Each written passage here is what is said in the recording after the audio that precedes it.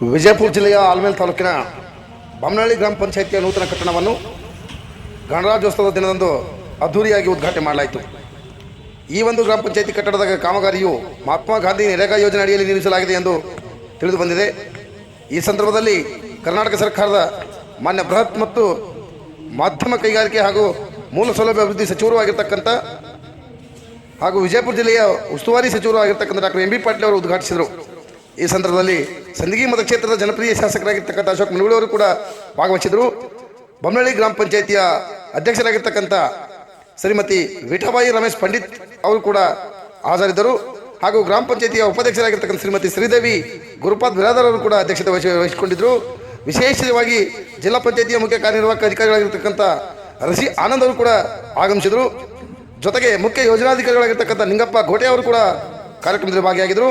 ಆಲ್ಮೇಲ್ ತಾಲೂಕು ಪಂಚಾಯಿತಿಯ ಕಾರ್ಯನಿರ್ವಾಹಕ ಅಧಿಕಾರಿಗಳಾದ ಶ್ರೀಮತಿ ಫರೀದಾ ಪಠಾಣ್ ಅವರು ಇದು ಕೂಡ ಹಾಜರಿದ್ದರು. ಸಿಂದಗಿ ಇಒ ಆಗಿರ್ತಕ್ಕಂಥ ರಾಮೋಜಿ ಅಗ್ನಿ ಅವರು ಕೂಡ ಭಾಗವಹಿಸಿದರು. ಸಿಂದಗಿ ಉಪವಿಭಾಗದ ಪಂಚಾಯತ್ ರಾಜ್ ಸಹಾಯಕ ಕಾರ್ಯನಿರ್ವಾಹಕ ಅಭಿಯಂತರಾಗಿರ್ತಕ್ಕಂಥ ಜಿ.ವೈ. ಮುರಾಳ್ ಅವರು ಕೂಡ ಹಾಜರಿದ್ದರು. ಆಲ್ಮೇಲ್ ತಾಲೂಕು ಪಂಚಾಯಿತಿಯ ಸಹಾಯಕ ನಿರ್ದೇಶಕರಾಗಿರ್ತಕ್ಕಂಥ ಸಿದ್ದರಾಮ್ ಅಂಕಳಿ ಅವರು ಕೂಡ ಭಾಗವಹಿಸಿದರು. ಆಲ್ಮೇಲ್ ಪಂಚಾಯತ್ ರಾಜ್ ಸಹಾಯಕ ನಿರ್ದೇಶಕರಾಗಿರ್ತಕ್ಕಂಥ ಶ್ರೀಮತಿ ಶೋಭಾ ಮುದುಗಲ್ ಅವರು ಕೂಡ ಭಾಗವಹಿಸಿದರು. ಇದರ ಜೊತೆಯಲ್ಲಿಯೇ ಬೊಮ್ಮನಹಳ್ಳಿ ಗ್ರಾಮ ಪಂಚಾಯಿತಿಯ ಸದಸ್ಯರು ಹಾಗೂ ಗಣ್ಯರು ಗ್ರಾಮಸ್ಥರು ನೂತನ ಕಟ್ಟಡವನ್ನು ಉದ್ಘಾಟನಾ ಕಾರ್ಯಕ್ರಮದಲ್ಲಿ ಭಾಗವಹಿಸಿದರು. ವರದಿ ರೇವಣಸಿದ್ದಯ್ಯ ಹಿರೇಮಠ್, MTV ವರದಿಗಾರರು.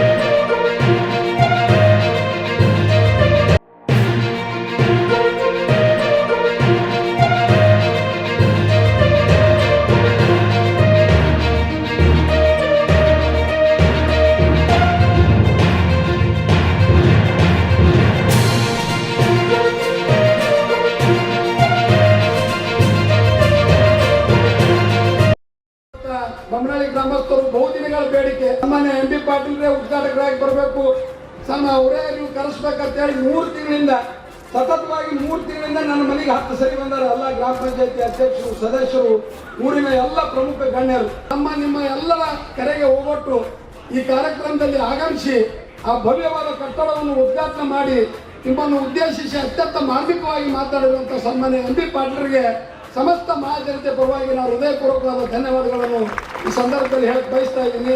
ಊರಿನ ಎಲ್ಲ ಗುರು ಹಿರಿಯರ ಯುವ ಮಿತ್ರರ ಒಂದು ಕಳೆದ 16 ವರ್ಷಗಳ ಬೇಡಿಕೆಯಲ್ಲಿ ಒಂದು ಆರಂಭ ಸ್ಕೂಲ್ ಆಗಬೇಕಂತ ಅನ್ನೋದು. ಇವತ್ತೇನು ನಿಮ್ಗೆ 15 ಲಕ್ಷ ರೂಪಾಯಿ ಕಮ್ಮಿ ಬಿದ್ದೈತಿ.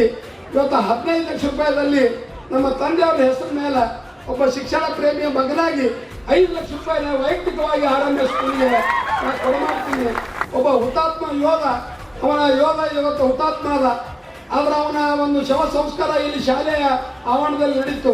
ಅವನೊಂದು ಸುಂದರವಾದ ಮೂರ್ತಿಯನ್ನು ಇವತ್ತು ನಿರ್ಮಾಣ ಮಾಡಿಕೊಡ್ಬೇಕಂತ ಹೇಳಿ ನನಗೆ ಎಂ ಬಿ ಪಾಟೀಲ್ ಸಾಹೇಬರಿಗೆ ಊರಿನ ಗಣ್ಯ ಮಾನ್ಯರು ಏನು ಮನವಿ ಮಾಡಿಕೊಂಡಾರ.